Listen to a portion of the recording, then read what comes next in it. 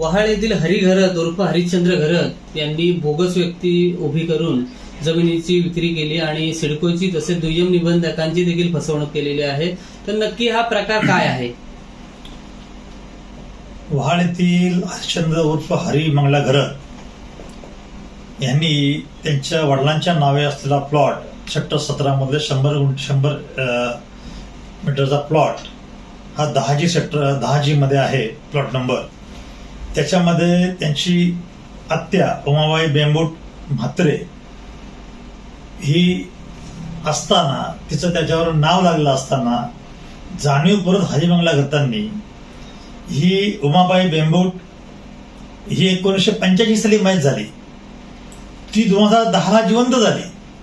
ती स्वर्गावरून आली कुठे नरकावरून आली माहित नाही, पण ती जिवंत झाली आणि ती चक्क 13/5/2010ला दुय्यम निबंधकाकडे याचं रजिस्ट्रेशन करून घेतलंय, हक्क सोड करून घेतला सिडकोमध्ये. ती जिवंत कशी झाली? हरी मंगला करताना दुसरी बनावट व्यक्ती उभी करून तिचे आधार कार्ड फोटो लावून हे शासनाची दुय्यम निबंधकाची सिडकोची फसवणूक केली आहे. त्या त्याच्यावर योग्य ती कारवाई व्हावी यासाठी मी स्वतः माननीय पोलीस उपायुक्त परिमंडल 200 अमित काळे साहेब यांच्याकडं सविनय अर्ज सादर केलेला आहे आणि मला खात्री आहे की ते मला याच्यावर न्याय देतील. आलंय का पोलिसांचं? अद्याप पण पोलिसांचं मला कुठल्याही प्रकारचं उत्तर आले नाहीये. मागाशी एक फोन आला होता की तुम्हाला चौकशीसाठी तुम्हाला बोलवले स्टेटमेंटसाठी. मी त्यांना सांगितलं की माझा अर्ज हीच माझी स्टेटमेंट आहे, त्यामुळे तुम्ही स्टेटमेंट घेऊन त्यावर कारवाई करा. लवकरच मी ह्या बाबतीत दुय्यम निबंधकाकडे सुद्धा अर्ज करणार आहे की शासनाची फसवणूक केल्याप्रमाणे हरी मंगला घरतावर उचित कारवाई करावी. या प्रकरणात बांधकाम व्यावसायिकांची देखील फसवणूक झालेली आहे का? मला असं वाटतं की हरी मंगळ घरत यांनी बांधकाम व्यावसायिक सुद्धा फसवणूक केल्याची दाट शक्यता यानिमित्त निर्माण होते.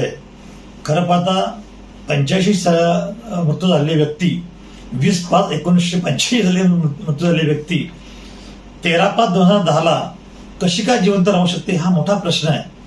आणि त्याच्या अनुषंगाने मला खात्री आहे की हरी मंगळ घरात हा करप्ट माणूस आहे. ह्यांनी याच्यामध्ये बिल्डरांची फसवणूक केली असेल आणि माझा अर्ज फक्त हरी मंगळ घरावर कारवाई करण्यासाठीच आहे. बाकी इतर कोणावर मी काय असा अर्ज केलेला नाहीये. त्या अर्जामध्ये मी म्हटलंय की यांनी खोटी व्यक्ती उभे करून त्याचे फोटो वापरून दुय्यम निबंधक आणि सिडकोची फसवणूक केली, तर सिडकोने सुद्धा याच्यावर कारवाई करावी असं मी अर्जामध्ये म्हटलंय. आणि त्या अर्जामध्ये हितेन लिहास आणि जिग्नेश लिहास हे 2 बिल्डर आहेत.